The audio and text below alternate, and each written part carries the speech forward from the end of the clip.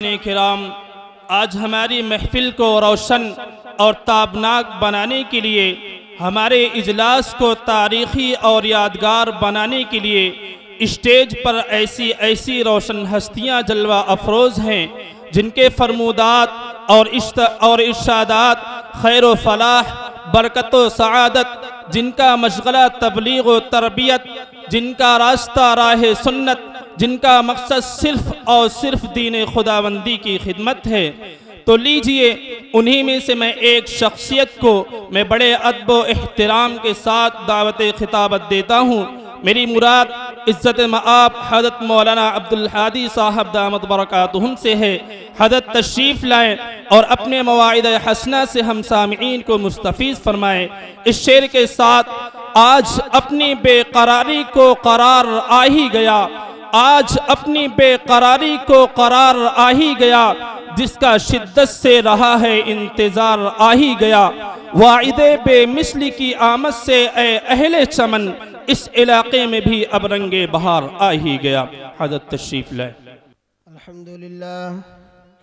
الحمدللہ نحمده ونستعینه ونستغفره ونعوذ باللہ من شرور انفسنا ومن سیئات اعمالنا، من يهده الله فلا مضل له ومن يضلله فلا هادي له، ونشهد أن لا إله إلا الله وحده لا شريك له، ونشهد أن سيدنا وسندنا ونبينا ومولانا محمدا عبده ورسوله، أما بعد فقد قال الله تبارك وتعالى في القرآن المجيد والفرقان الحميد: أعوذ بالله من الشيطان الرجيم، بسم الله الرحمن الرحيم.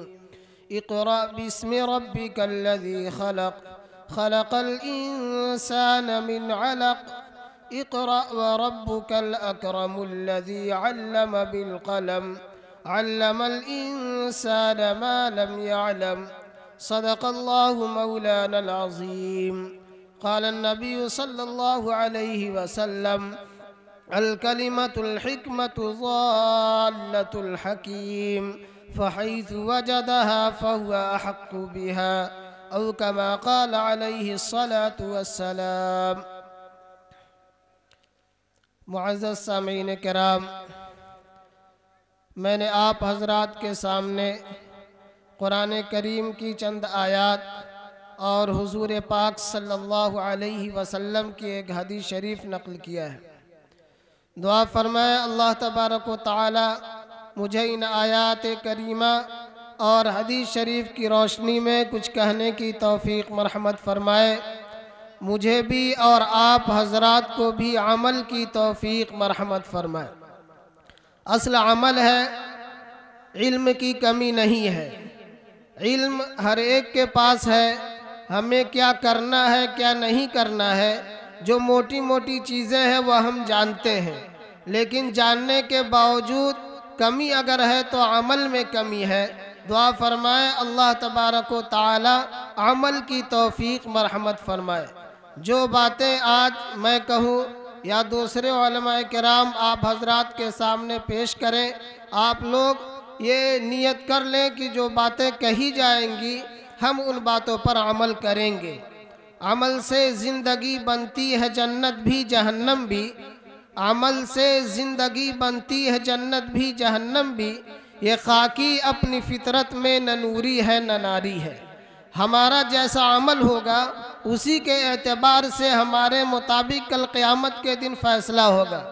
اگر ہمارا عمل اچھا ہے، ہمارا عمل شریعت و سنت کے مطابق ہے، ہماری زندگی میں اللہ اور اللہ کے رسول صلی اللہ علیہ وسلم کا بتلایا ہوا طریقہ داخل ہے، ہر موڑ پر ہر قدم پر، چاہے خوشی کا موقع ہو غم کا موقع ہو، ہمیں اگر خیال آتا ہے تو اللہ اور اللہ کے رسول صلی اللہ علیہ وسلم کے بتلائے ہوئے طریقے کا خیال آتا ہے۔ اللہ اور اللہ کے رسول صلی اللہ علیہ وسلم کا بتلایا ہوا طریقہ ہماری زندگی میں ہے تو ہم کامیاب ہیں، کل قیامت کے دن ہمیں اچھا بدلہ ملنے والا ہے۔ اور اگر ہمیں کام کرنے کے وقت، عمل کرنے کے وقت، خوشی کے موقع پر، غم کے موقع پر ہمیں کچھ خیال ہی نہیں آتا کہ اللہ کا حکم کیا ہے، اللہ کے رسول صلی اللہ علیہ وسلم کا حکم کیا ہے، تو یقیناً ہماری زندگی غفلت والی ہے۔ زیادہ تر ہوتا یہی ہے کہ خوشی کا موقع ہو، غم کا موقع ہو، ایک بات ذہن میں آ جاتی ہے اور اپنے آباء و اجداد کا جو طریقہ ہے وہی طریقہ ہمارے ذہن میں رہتا ہے، اسی کے مطابق ہم عمل کر لیتے ہیں، ہمیں خیال نہیں آتا اللہ کی خوشی کا اور اللہ کے رسول صلی اللہ علیہ وسلم کی خوشی کا۔ اگر ہمارا رشتہ دار کوئی ناراض ہو جائے، ہمارا بھائی مثال کے طور پر شادی کے موقع پر ناراض ہو، ہماری بہن ناراض ہو، ہماری پھوپھی ناراض ہو، ہماری خالہ ناراض ہو، دوسرے قریبی رشتہ دار ناراض ہو، تو ہم ان کی ناراضگی کا خیال کرتے ہیں، ہاتھ پاؤں جوڑ کر ان کے پاس جا کر خوش کر لیتے ہیں اور اپنے خوشی کے موقع پر ان کو شامل کر لیتے ہیں۔ ہمیں ان کی ناراضگی کا خیال ہوتا ہے کہ اس خوشی کے موقع پر اگر ہمارا بھائی شریک نہیں ہوگا، اس خوشی کے موقع پر ہماری بہن شریک نہیں ہوگی، ہماری پھوپھی شریک نہیں ہوگی، ہماری خالہ شریک نہیں ہوگی تو لوگ کیا کہیں گے، یہ سوچ کر ہم ان کو منا لیتے ہیں۔ لیکن اسی موقع پر اللہ کا حکم کیا ہے، اللہ کے رسول صلی اللہ علیہ وسلم کا حکم کیا ہے، اس کا ہمیں خیال نہیں آتا۔ تو اصل عمل ہے، جو باتیں کہی جائیں ہم ان پر عمل کریں، اپنی زندگی میں داخل کرنے کی کوشش کریں۔ عمل ہی سے زندگی بنتی ہے، عمل ہی سے انقلاب پیدا ہوتا ہے، ورنہ باتیں بہت سی لوگ جانتے ہیں، علم بہت سی چیزوں کا ہے، لیکن علم ہونے کے باوجود ہماری زندگی میں تبدیلی نہیں آ رہی ہے، اس لیے کہ عمل نہیں ہے۔ تو جو باتیں کہی جائیں اس پر عمل کیا جائے۔ یہ فیضان نظر تھا یا کہ مکتب کی کرامت تھی، سکھائے کس نے اسماعیل کو آداب فرزندی۔ مجھے اصل ذکر یہ کرنا ہے، آج ہمارے ملک ہندوستان میں عجیب ماحول بن گیا ہے۔ مسلمانوں کے لیے جس کی زبان سے جو بات آ جائے بس وہ بول دیتا ہے، جس کے ذہن میں جو بات آ جائے وہ بول دیتا ہے۔ مسلمانوں کو تکلیف ہوگی یا مسلمان اس سے پریشان ہوں گے، اس سے کسی کو کوئی فکر نہیں ہے۔ مسلمانوں کے لیے ایسے جملے کا استعمال کر دینا کہ مسلمان اس سے پریشان ہو جائے ایک عام حالت بن گئی ہے، بلکہ جان بوجھ کر مسلمانوں کو پریشان کرنے کی کوشش کی جا رہی ہے، جان بوجھ کر مسلمانوں کو تنگ کرنے کی، مسلمانوں کو دقت میں ڈالنے کی کوشش کی جا رہی ہے۔ ایسے حالات بن چکے ہیں۔ ایسے حالات میں ہمیں کرنا کیا ہے؟ ایسے حالات میں ہمارا اللہ عمل کیا ہونا چاہیے؟ ہمیں کرنا کیا چاہیے؟ آج ایمان کا بھی خطرہ ہے۔ آپ لوگ سوشل میڈیا کا بھی استعمال کرتے ہیں، اخبار بھی پڑھتے ہوں گے، روزانہ خبریں آتی ہیں ارتداد کی، کافر ہونے کی، مشرک ہونے کی، لڑکیاں مرتد ہو رہی ہیں، کافر ہو رہی ہیں، دوسرا مذہب اور دوسرا دھرم اختیار کر رہی ہیں۔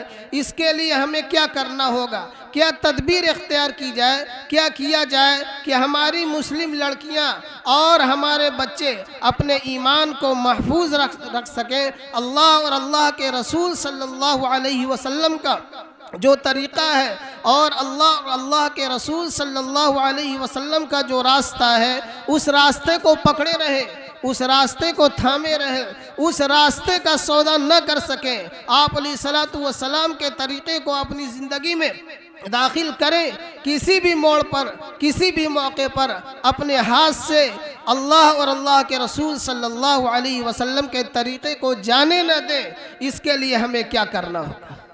ہم کیا اللہ عمل تیار کریں اور کیسی کوشش کریں، کیسی محنت کریں کہ ہمارا بھی ایمان محفوظ رہے، ہماری اولاد کا بھی ایمان محفوظ رہے اور ہماری نسلوں کا بھی ایمان محفوظ رہے، کوئی ایمان کا سودا نہ کرنے پائے۔ اس کے لیے ہمیں کرنا کیا؟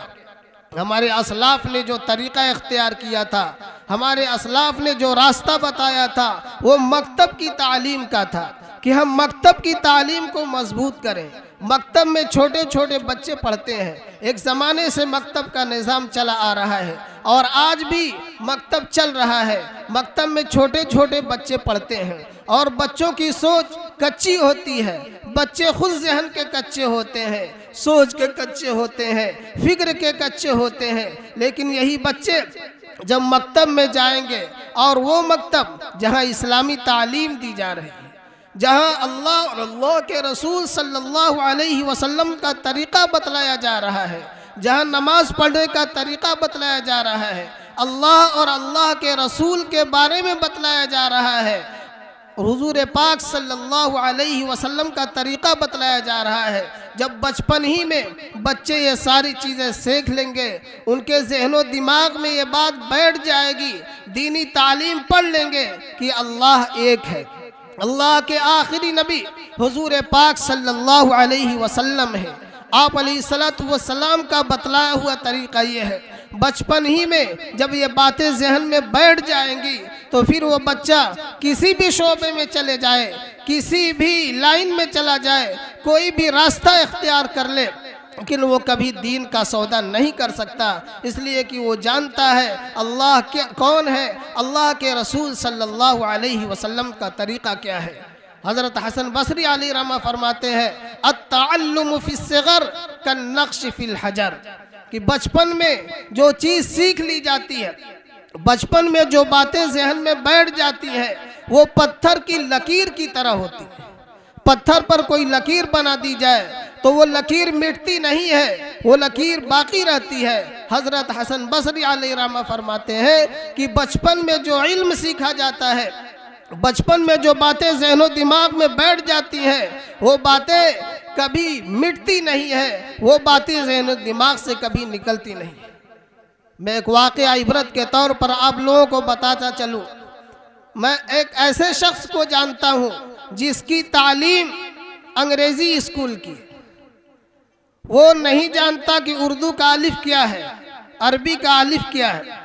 آج وہ انجینئر ہے، بڑے پوسٹ پر بھی ہے، لیکن وہ اردو جانتے ہی نہیں، قرآن جانتے ہی نہیں۔ اب آپ لوگ بتلائیں کہ نماز ان کی کیسے ہوگی، جنازے کی نماز میں وہ کیا پڑھتے ہوں گے؟ یہ کیا ہے؟ بچپن ہی سے جب ہم اپنے بچوں کو مکتب سے دور کر دیں گے، بچپن ہی سے ہم ایسے اسکول میں اپنے بچوں کو داخل کریں گے جہاں اردو نام کی کوئی چیز ہی نہیں ہے، جہاں عربی نام کی کوئی چیز ہی نہیں ہے، تو ہمارا بچہ اردو بھی نہیں جان پائے گا، عربی بھی نہیں جان پائے گا، قرآن شریف نہیں پڑھ پائے گا، پھر وہ نماز کیسے پڑھے گا؟ اور دوسرے دین کے بہت سے علوم، دین کی بہت سی باتیں اردو میں منتقل ہو چکی ہیں۔ اگر آپ اردو جانتے ہیں تو دینی مسائل اور دینی باتیں آپ اردو زبان میں پڑھ سکتے ہیں، تو دینی باتوں کا بھی علم نہیں ہوگا، اور قرآن کا جب علم نہیں ہے تو پھر نماز کیسے ہوگی؟ یہ بہت ہی سوچنے کی بات ہے۔ تو مکتب کی تعلیم یہ بہت ہی اہم اور ضروری ہے۔ مکتب میں پڑھایا کیا جاتا ہے، آپ لوگ جانتے ہیں، قرآن پڑھاتے ہیں، دینی تعلیم پڑھاتے ہیں۔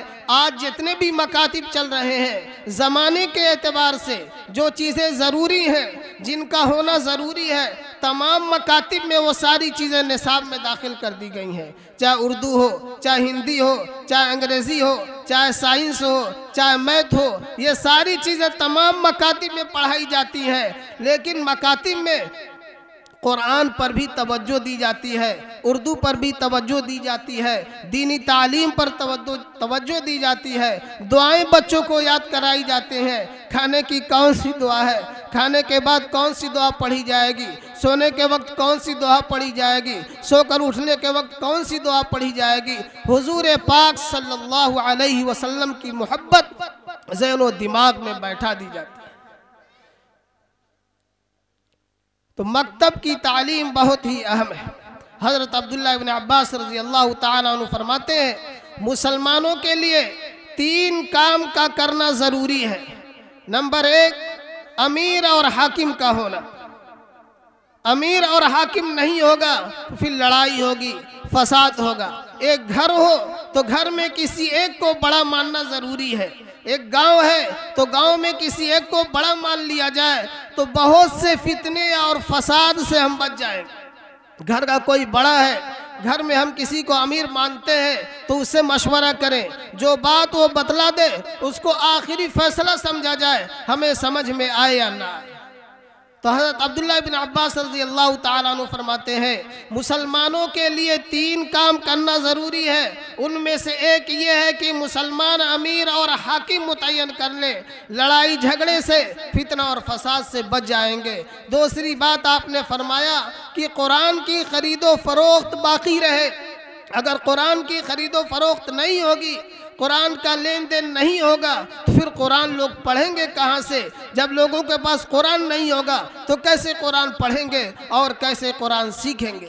تیسری بات حضرت عبداللہ ابن عباس رضی اللہ تعالی عنہ نے فرمایا کہ ایک معلم کا ہونا ضروری ہے، ایک پڑھانے والے کا ہونا ضروری ہے، جو بچوں کو پڑھائے، ہمارے بچوں کو تعلیم دے اور تعلیم دینے پر اس کی اجرت متعین کی جائے۔ تو ہم اپنے بچوں کو تعلیم ضرور دیں، اور تعلیم پر اگر پیسہ خرچ ہوتا ہے تو ہم پیسہ خرچ کریں، تعلیم کے لیے ہم پیسہ مختص کریں، تعلیم کے لیے ہر مہینے ہم اپنا پیسہ الگ کریں۔ اگر آپ کے گاؤں میں مکتب ہے اور الحمدللہ مکتب ہے تو سب سے بڑے فائدے کی بات آپ لوگوں کے لیے یہ ہے کہ اگر بچہ یہاں پڑھے گا تو صرف آپ کو فیس دینی ہوگی۔ بہت سے گاؤں ایسے ہیں جہاں مکتب کا نظام نہیں ہے، ان کے بچے باہر جا کر تعلیم حاصل کرتے ہیں، بس کا کرایہ دینا پڑتا ہے، 500 روپیہ 700 روپیہ صرف کرایہ دینا پڑتا ہے، تعلیمی فیس الگ سے دی جاتی ہے۔ تو گاؤں میں مکتب ہے تو مضبوط کرنے کی کوشش کریں، جو پڑھانے والے ہیں ان کی تنخواہ کا انتظام کریں، اپنے بچوں کی جو فیس ہے وہ خود دیں، اور الگ سے اگر مکتب میں ضرورت ہے تو اس کے لیے بھی بڑھ چڑھ کر آپ لوگ حصہ لیں، اپنے مکتب کے لیے تعاون پیش کریں۔ حضرت امام شافعی رحمۃ اللہ علیہ فرماتے ہیں کہ میں اپنی ماں کے گود میں یتیم تھا، میں مکتب میں داخل ہوا، قرآن پڑھا، اس کے بعد علماء کرام کی مجلس میں جانے لگا۔ امام شافعی رحمۃ اللہ علیہ عالم بچپن کے اپنی ماں کے گود میں یتیم تھے، لیکن مکتب میں جا کر مکتب میں قرآن کی تعلیم حاصل کر کے، علماء کرام کی مجلس میں جا کر علم حاصل کر کے عالم ہو گئے۔ سعید بن مسیب رحمۃ اللہ علیہ فرماتے ہیں کہ جب وہ مکتب کے پاس سے گزرتے تھے تو یہ کہتے تھے کہ یہ جو بچے ہیں یہ ہمارے پیشوا ہیں، ہمارے رہنما ہیں۔ یہ بڑے لوگوں کے اقوال ہیں، اور تعلیم بچوں کی یہ بہت ہی اہم اور بہت ہی ضروری ہے۔ اس کا اندازہ آپ لوگ قرن اولی سے لگائیں، حضور پاک صلی اللہ علیہ وسلم کے زمانے سے لگائیں۔ جنگ بدر کا واقعہ آپ لوگوں کے ذہن میں ہوگا۔ مسلمانوں کی تعداد 313 تھی، کفار کی تعداد زیادہ تھی، بے سر و سامانی کا عالم تھا، مسلمانوں کے پاس کچھ نہیں تھا۔ حضور پاک صلی اللہ علیہ وسلم نے جنگ بدر کے موقع پر دعا کیا تھا، اے اللہ یہ مٹھی بھر لوگ اگر آج شکست کھا گئے تو آپ کے دین کو پھیلانے والا، آپ کے دین کو اس دنیا میں باقی رکھنے والا کوئی نہیں بچے گا۔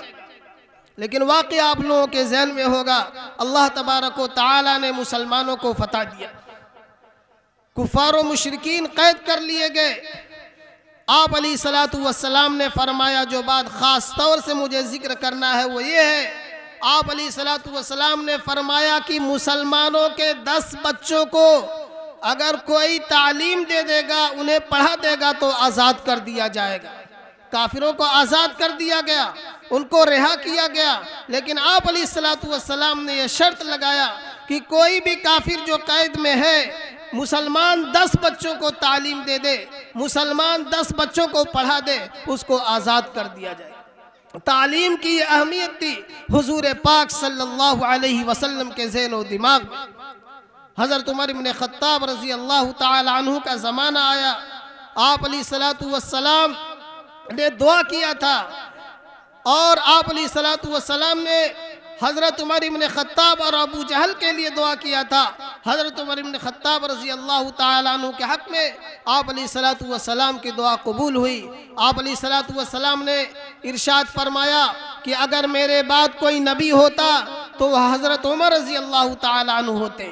تو حضرت عمر رضی اللہ تعالیٰ عنہ نے بھی مکتب کے نظام کو باقی رکھا، بلکہ مکتب کے نظام کو قائم کیا، اور مکتب کے میں جو پڑھانے والے لوگ تھے ان کے لیے حضرت عمر بن خطاب رضی اللہ تعالی عنہ نے وظیفہ بھی مقرر کیا تھا، وظیفہ بھی متعین کیا تھا۔ تو مکتب کی تعلیم یہ بہت ہی اہم ہے، بہت ہی ضروری ہے۔ ہمارے اسلاف و اکابرین میں سے بہت سے لوگوں نے اس کی طرف توجہ دیا ہے۔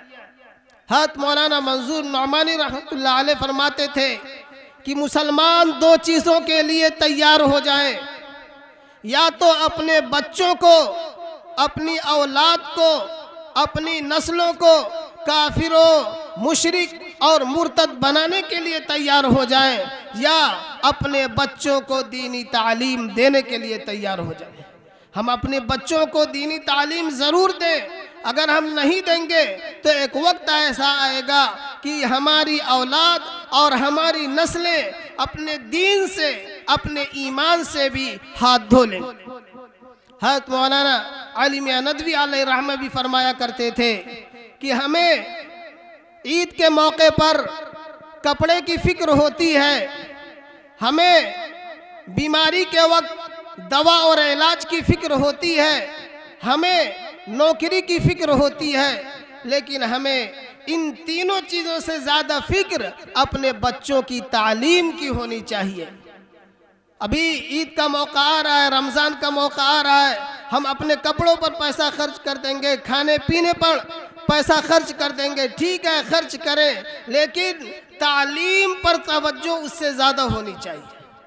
اگر ہم 1500 کا کپڑا لیتے ہیں تو کم کر دیں، کھانا پینا بھی کم کر دیں، لیکن تعلیم کی طرف توجہ ہماری ضرور ہونی چاہیے۔ بیماری کے وقت دوا علاج کی طرف توجہ ہونی چاہیے، لیکن سید علی میاں ندوی علیہ رحمہ فرماتے ہیں کہ تعلیم کی طرف توجہ ان تینوں چیزوں سے زیادہ ہونی چاہیے۔ تو تعلیم ہر وقت، ہر موقع پر ہمارے لیے ضروری ہے۔ اب کیسے تعلیم پختہ ہوگی، کیسے تعلیم مضبوط ہوگی، اس میں تمام لوگوں کو ساتھ آنا ہوگا، تمام لوگوں کو آگے بڑھنا ہوگا۔ جس چیز کی بھی ضرورت ہوگی وہ ضرورت آپ لوگوں کو پورا کرنا ہوگا۔ صرف سوچنے سے کچھ ہونے والا نہیں ہے، صرف فکر کرنے سے کچھ ہونے والا نہیں ہے، عمل کرنا ہوگا، اقدام کرنا ہوگا، آگے بڑھنا ہوگا، تب جا کر تعلیم میں ترقی ہوگی۔ تعلیم میں ہماری اولاد، ہماری نسلیں، ہمارے رشتہ دار اور تمام لوگ آگے بڑھیں گے، ورنہ صرف فکر اور صرف سوچ سے کچھ ہونے والا نہیں ہے۔ کسی شاعر نے کہا ہے کامیابی تو کام سے ہوگی، کامیابی تو کام سے ہوگی، نہ کہ حسن کلام سے ہوگی، ذکر کے التزام سے ہوگی، فکر کے اہتمام سے ہوگی۔ ہمیں کام کرنا ہوگا، جن چیزوں کی ضرورت پڑتی ہے اس کے لیے ہمیں آگے بڑھنا ہوگا۔ اور آج جو ہندوستان کا ماحول بن چکا ہے مسلمانوں کے خلاف، ہماری تعلیم کے خلاف، خاص طور پر مذہبی تعلیم کے خلاف، کہ ہمارے بچے مذہبی تعلیم سے دور ہو جائیں، مذہبی تعلیم سے بیدار ہو جائیں، مذہبی تعلیم سے الگ ہو جائیں، اس کے لیے ہمیں کوشش کرنا ہوگا، محنت کرنا ہوگا، تعلیم کی طرف توجہ دینا ہوگا، اور ان لوگوں کو جواب دینا ہوگا کہ طاقتیں تمہاری ہیں اور خدا ہمارا ہے، طاقتیں تمہاری ہیں اور خدا ہمارا ہے، عکس پر نہ اتراؤ آئینہ ہمارا ہے۔ آپ کی غلامی کا بوجھ ہم نہ ڈھوئیں گے، آپ کی غلامی کا بوجھ ہم نہ ڈھوئیں گے، آبرو سے مرنے کا فیصلہ ہمارا ہے۔ عمر بھر تو کوئی بھی جنگ لڑ نہیں سکتا، عمر بھر تو کوئی بھی جنگ لڑ نہیں سکتا، عمر بھر تو کوئی بھی جنگ لڑ نہیں سکتا۔ اب اگلا شعر یاد نہیں آ رہا۔ عمر بھر تو کوئی بھی جنگ لڑ نہیں سکتا، تم بھی ٹوٹ جاؤ گے فیصلہ ہمارا ہے۔ آج جو ہمارے خلاف، مسلمانوں کے خلاف یہ سازش چل رہی ہے، ہمیں تعلیم سے، خاص طور سے دینی تعلیم سے بیزار کیا جا رہا ہے، دینی تعلیم سے دور کیا جا رہا ہے، اس کے لیے ہمیں جواب دینا ہوگا۔ اور ہمارا جواب یہی ہے کہ ہم اپنے مکتب کو مضبوط کریں، ہم اپنے مکتب کو जिस तरह से भी हो सके उसका ताउन करें, उसके लिए कोशिश करें। अल्लाह तबारक व तआला हमें अमल की तौफीक मरहमत फरमाए, और अल्लाह तबारक व तआला जिस चीज़ की भी ज़रूरत है, मकतब में ख़ास तौर से एक घर चलता है, घर में बल्ब जलता है, घर में खाना पकता है, घर में कोई बच्चा पढ़ता है, तो आप लोग क्या समझते हैं कि ऐसे ही घर में बल्ब चल रहा है, ऐसे ही घर में खाना पक रहा है, या ऐसे ही लोग बच्चे घर में पढ़ रहे हैं? ऐसा नहीं है, बल्कि उसके पीछे कोई दौड़ रहा है, कोई भाग रहा है, कोई मेहनत कर रहा है, कोई अपना खून पसीना एक किए हुए है, तब जाकर एक घर में बल्ब जलता है और एक घर में खाना पकता है, एक घर में कोई बच्चा पढ़ रहा है, इसके पीछे कोई दौड़ रहा है, कोई भाग रहा है, तब जाकर ये सारी चीज़ें सामने आती हैं। कोई अपना गांव इसके लिए छोड़ देता है, कोई अपना शहर छोड़ देता है, कोई अपना कस्बा छोड़ देता है, कोई अपना मुल्क छोड़ देता है। बड़ी मेहनतें हैं, बड़ी कुर्बानियां हैं, तब जाकर एक घर चलता है। एक मकतब कैसे चलता होगा और मदरसा कैसे चलता होगा, इसका आप लोग अंदाज़ा लगाएं तो खुद ही समझ में आ जाएगा। फीस से सारी चीज़ें नहीं होती, लोगों का ताउन ज़रूरी है, लोगों का साथ ज़रूरी है, तब जाकर एक मकतब चलता है, एक मदरसा चलता है। और ख़ास तौर से हिंदुस्तान में मदारिस इस्लामिया जो लोगों के ताउन से और लोगों के सदक़ात और खैरात से चल रहे हैं, बहुत ही दिक्कत और परेशानी के साथ जो इंतज़ाम चलाते हैं वही जानते हैं। तो आप लोग गांव में आपका मकतब है, उसका ताउन करें और जिस तरह से भी हो सके आप लोग साथ दें। अल्लाह तबारक व तआला ने हमें इस दुनिया में पैदा किया, पैदा करने का मकसद अल्लाह तबारक व तआला की इताअत और फरमाबरदारी है। अल्लाह तबारक व तआला ने कुरान करीम में इरशाद फरमाया, वमा खलक़तुल जिन्न वल इंस इल्ला लियअबुदून, कि मैंने इंसानों और जिन्नातों को अपनी इबादत के लिए पैदा किया है। और इबादत के लिए भी इल्म ज़रूरी है, बगैर इल्म के अगर इबादत होगी तो इंसान सीधे रास्ते से भटक जाएगा। एक वाक़या लिखा हुआ है कि एक साहब बहुत इबादत गुजार थे, हर वक्त नमाज और रोज़ा में रहते थे। तो साथियों ने मजाक के लिए उनके घर जा कर के कह दिया चुपके से कि अब आपको नमाज पढ़ने की ज़रूरत नहीं है। वो घर में थे और अपने आप को फरिश्ता बन करके साथी उनके पास गए और उनसे कहा कि अब आपको नमाज पढ़ने की ज़रूरत नहीं है, रोज़ा रखने की ज़रूरत नहीं है, आपकी सारी नमाज़ें कबूल हो गई और सारा रोज़ा आपका कबूल हो गया। तो अभी समझ गए कि हमारे पास जिब्रील अमीन आए थे, हमारे पास फरिश्ते आए थे, अब हमको नमाज नहीं पढ़ना है, रोज़ा नहीं रखना। तो अगर इल्म नहीं होगा तो ऐसे ही आदमी सीधे रास्ते से भटक जाएगा, राह रास्त से भटक जाएगा, सिराते मुस्तकीम से भटक जाएगा। अल्लाह तबारक व तआला ने हमें इस दुनिया में पैदा किया है, तो पैदा करने का मकसद अल्लाह तबारक व तआला की इताअत और फरमाबरदारी है। यूँ ही अल्लाह तबारक व तआला ने हमें इस दुनिया में पैदा नहीं किया, लेकिन इताअत अल्लाह तबारक व तआला की, फरमाबरदारी अल्लाह के रसूल सल्लल्लाहु अलैहि वसल्लम की बग़ैर इल्म के अगर होगी तो इंसान सीधे रास्ते से भटक जाएगा। अब हर आदमी तो इल्म हासिल नहीं कर सकता, कुछ लोग आलिम होंगे और कुछ आलिम दीन नहीं होंगे, लेकिन उन्हें करना क्या है? तो जो इल्म दीन हासिल नहीं कर सके, जो आलिम दीन है, उनसे अपना ताल्लुक़ कायम कर ले, उनसे अपने आप को जोड़ ले, उनसे पूछ कर, उनसे मशवरा करके आगे बढ़ते रहे, वो भी राह रास्त पर सीधे रास्ते को तय करने वाले हो जाएंगे। लेकिन ये बात जल्दी समझ में नहीं आती। शहरों में जाइए तो होम डॉक्टर होता है, घर का डॉक्टर होता है, हर घर वाले एक डॉक्टर मुंतखब करके रखते हैं, एक डॉक्टर मुतय्यन करके रखते हैं। बड़े बड़े शहरों में आप चले जाए, बम्बई चले जाए, कलकत्ता चले जाए, बेंगलोर चले जाए, चेन्नई चले जाए, जो बड़े बड़े शहर हैं, मालदार लोग हैं, उनका होम डॉक्टर होता है। खांसी आ गई, बुखार चढ़ गया और कोई बीमारी हो गई, डॉक्टर से मशवरा करते हैं और दवा खा लेते हैं। इसी तरह दीन के एतबार से भी हमें चौकन्ना रहना चाहिए। हम आलिम दीन से अपना राब्ता मजबूत कर लें, अपना ताल्लुक़ मजबूत कर लें। जो बातें हमको समझ में न आए हम किसी एक से जुड़ करके उनसे मशवरा करें और उनकी बताई हुई बातों पर अमल करें। बहुत ही आफियत में रहेंगे, बहुत ही सुकून के साथ हमारी ज़िंदगी गुजर जाएगी। ये बात लेकिन लोगों को समझ में नहीं आती। उर्दू किताबें पढ़ लेंगे और कुछ बातें कहीं से सुन लेंगे, आधी इधर की जोड़ देंगे, आधी इधर की जोड़ देंगे और यूँ ही परेशान रहते हैं और सोचते रहते हैं, कुछ समझ में नहीं आता। कुछ दिनों पहले मैं राजस्थान गया था। एक घर ऐसा है जिसमें खुद ही लोग किताबें पढ़ते हैं और पढ़ करके समझने की कोशिश करते हैं। कोई डॉक्टर है, कोई इंजीनियर है और कोई बड़े बड़े ओहदे पर है। यूट्यूब से तकरीरें सुनते हैं और कुछ उर्दू किताबों का मुताला करते हैं और उनका घर पूरा जहन्नम बना हुआ है। दीनी बातों को लेकर के इस तरह लड़ते हैं कि आपस में नाराज़गी हो जाती है। आलिम कोई नहीं है, जानकार कोई नहीं है। तो जब किसी से मशवरा नहीं किया जाएगा, किसी आलिम से अपना ताल्लुक़ मजबूत नहीं रखा जाएगा और सिर्फ किताबों को पढ़ करके इल्म दीन हासिल करने की कोशिश की जाएगी, तो इसी तरह लड़ाई होगी और इसी तरह झगड़ा होता रहेगा। मेरे शेख हज़रत अक़दस मौलाना शाह मुफ्ती मोहम्मद अहमदुल्लाह साहब फूलपुरी दावत बरकातहू फरमाते हैं कि भाई बतलाओ, कभी किताब पढ़ करके कोई ऑपरेशन करता है? कभी आपने किसी को देखा कि वो किताब में पढ़ लिया हो कि ऑपरेशन का ये तरीका है, छुरी लेकर के चाकू लेकर के इस तरह काटते हैं, या यूट्यूब पर कोई देख करके किसी का ऑपरेशन करता है? कोई नहीं करता। लेकिन जब दीन की बात आती है तो किताब पढ़ करके लोग बहुत ही कॉन्फिडेंस के साथ, बहुत ही एहतमाद के साथ कहते हैं कि ये सही और ये गलत है।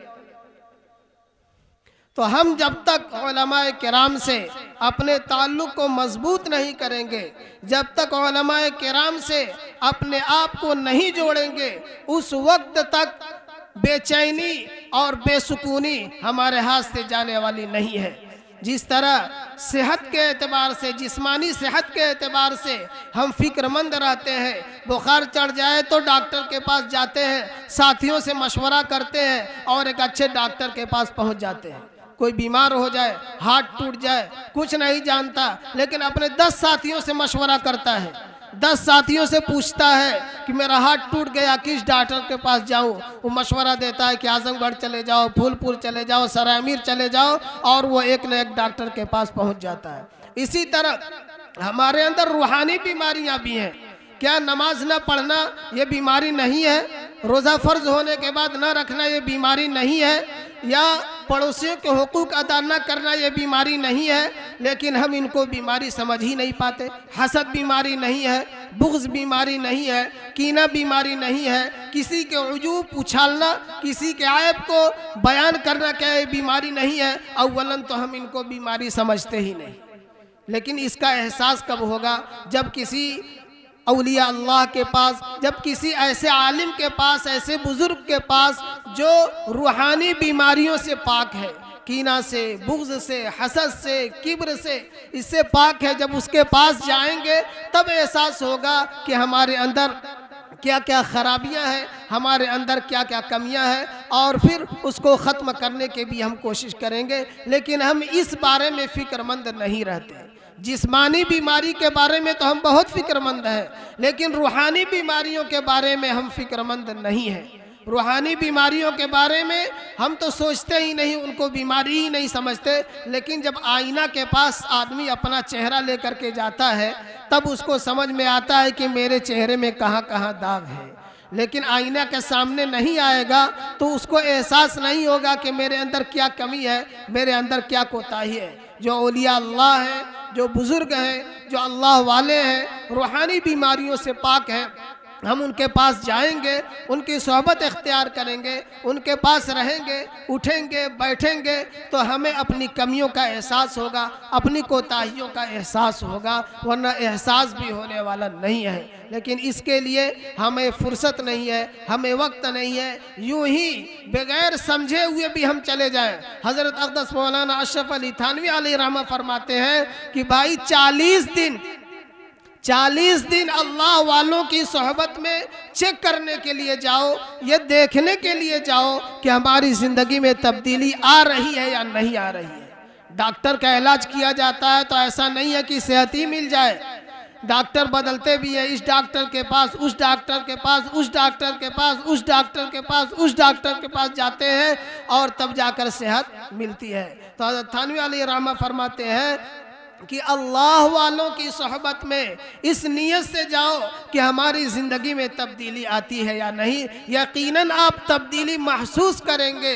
نماز پڑھتے ہیں تو نماز کے اندر حلاوت محسوس ہوگی، نماز میں دل لگے گا، ذکر کی طبیعت چاہے گی، اللہ اللہ کہنے کی طبیعت چاہے گی، اور اللہ اللہ کہنے میں مزہ بھی آئے گا۔ اور ایک وقت ایسا بھی آتا ہے کہ نماز پڑھنے کی طبیعت نہیں چاہتی اور دوسرے اسلامی احکام ادا کرنے کی طبیعت نہیں چاہتی، لیکن اللہ والوں کی صحبت کی برکت سے، ان کے پاس جانے کی برکت سے، ان کی جوتیاں سیدھی کرنے کی برکت سے نماز میں حلاوت نصیب ہوتی ہے، ذکر کی توفیق ہوتی ہے، اللہ اللہ کہنے کی توفیق ہوتی ہے۔ اللہ تبارک و تعالی نے قرآن کریم نے ارشاد فرمایا، یا ایھا الذین آمنوا اذکروا اللہ ذکرا کثیرا، کہ ایمان والو اللہ تبارک و تعالی کو خوب خوب یاد کرو۔ ہم کتنا یاد کرتے ہیں، ہمارے ذکر کے معمولات کیا ہیں، ہر ایک آدمی اپنا اندازہ لگا سکتا ہے۔ میں تو یہ کہتا ہوں کہ درود شریف ہم نماز کے علاوہ پڑھتے ہیں یا نہیں پڑھتے؟ نماز میں تو درود شریف ہمیں پڑھنا ہی ہے اور پڑھتے ہیں، لیکن ہم اپنا جائزہ لیں کہ ہمیں اللہ کے رسول صلی اللہ علیہ وسلم سے کتنی محبت ہے۔ پورا دن گزر جاتا ہے، کیا ہماری زبان پر اللہ کے رسول صلی اللہ علیہ وسلم کے لیے درود نکلتا ہے؟ اللہ تبارک و تعالیٰ کا الگ سے ہم نام لے پاتے ہیں، اللہ اللہ ہم کہہ پاتے ہیں، درود شریف ہم پڑھ پاتے ہیں؟ اگر نہیں پڑھ پاتے تو ہم پڑھیں، اس کے لیے کوشش کریں۔ اور جو لوگ اللہ والے مانے جاتے ہیں، اللہ تبارک و تعالیٰ نے قرآن کریم میں ارشاد فرمایا، کونوا مع الصادقین، کہ نیک لوگوں کی صحبت اختیار کرو، تو نیک لوگوں کی صحبت اختیار کرنے کا فائدہ ہوگا۔ جو نیک لوگ ہیں ان کی صحبت اختیار کرنے کا فائدہ ہوگا۔ اتنی بات تو آپ لوگ جانتے ہیں کہ ہم اپنے بچے کے بارے میں یہ سوچتے رہتے ہیں کہ ہمارا بچہ غلط بچوں کے ساتھ نہ رہنے پائے۔ گاؤں میں جو بچے غلط ہیں، جن کی عادتیں خراب ہیں، ہماری پوری کوشش یہ رہتی ہے کہ ہمارے بچے ایسے بچوں کے ساتھ نہ رہیں۔ کیوں ہماری کوشش ہوتی ہے؟ صرف ہماری کوشش اس لیے ہوتی ہے کہ ہمارا بچہ ان بچوں کے ساتھ رہے گا تو آہستہ آہستہ وہ بھی بیڑی پینے لگے گا، وہ بھی سگریٹ پینے لگے گا، وہ بھی موبائل میں غلط چیزیں دیکھنے لگے گا۔ تو برے بچوں کے ساتھ ہمارا بچہ رہے گا تو برائی اس کے اندر آ جائے گی، ہم مانتے ہیں۔ اچھے بچوں کے ساتھ رہے گا تو اچھائی اس کے اندر آ جائے گی، ہم اس کو بھی مانتے ہیں۔ لیکن یہ چیزیں صرف بچوں کے لیے نہیں ہے، بڑوں کے لیے بھی ہے۔ صحبت اپنا اثر دکھلا کر رہتی ہے، چاہے بچوں کی صحبت بچوں کے ساتھ ہو، چچوں کی صحبت چچوں کے ساتھ ہو، صحبت اپنا اثر دکھلا کر رہتی ہے۔ کسی فارسی شاعر نے کہا ہے، صحبت صالح تورا صالح کند، صحبت طالح تورا طالح کند، کہ نیک لوگوں کی صحبت تجھے نیک بنا دے گی، بروں کی صحبت تجھے برا بنا دے گی۔ تو صحبت اپنا اثر دکھلا کر رہتی ہے، اور جلسے میں ساری چیزیں نہیں بتلائی جا سکتی، ایک فکر اور ایک سوچ دے دی جاتی ہے، ایک بات اور ایک ذہن بنا دیا جاتا ہے کہ ہمیں یہ کرنا ہے۔ ہم اللہ والوں سے، علماء کرام سے اپنا تعلق مضبوط کریں۔ ہر موقع پر ہمیں ضرورت پڑے گی، بچہ پیدا ہوتا ہے اس وقت سے لے کر کے انتقال تک ہر موڑ پر، ہر مرحلے پر اسلامی تعلیمات کی ضرورت ہے۔ جو لوگ فکر مند رہتے ہیں، اسلام کے مطابق، اللہ اور اللہ کے رسول صلی اللہ علیہ وسلم کے بتلائے ہوئے طریقے کے مطابق زندگی گزارنا چاہتے ہیں اور گزارتے ہیں، وہ ہر وقت مسائل پوچھتے رہتے ہیں۔ اور جو اس فکر میں نہیں ہے تو پھر غفلت کی زندگی یوں ہی گزر جاتی ہے، اور انسان کو خیال بھی نہیں آ پاتا کہ ہمیں کس طرح اس دنیا میں رہنا ہے اور کن چیزوں سے ہمیں بچنا ہے، کن چیزوں کا اپنی زندگی میں داخل کرنا ہے۔ تو میں اس بات پر اپنی تقریر کو ختم کرتا ہوں کہ ہم تعلیم پر، خاص طور پر بچوں کی تعلیم پر دھیان دیں، اس لیے کہ بچپن میں جو بات ذہن میں بیٹھ جاتی ہے وہ کبھی نکلتی نہیں ہے، اور خود اپنے بارے میں ہم فکر مند رہیں۔ ہر موڑ پر، ہر موقع پر ہم اللہ اور اللہ کے رسول صلی اللہ علیہ وسلم کے طریقے کو اپنی زندگی میں داخل کریں۔ اللہ تبارک و تعالی عمل کی توفیق مرحمت فرمائے۔ وآخر دعوانا ان الحمدللہ رب العالمین۔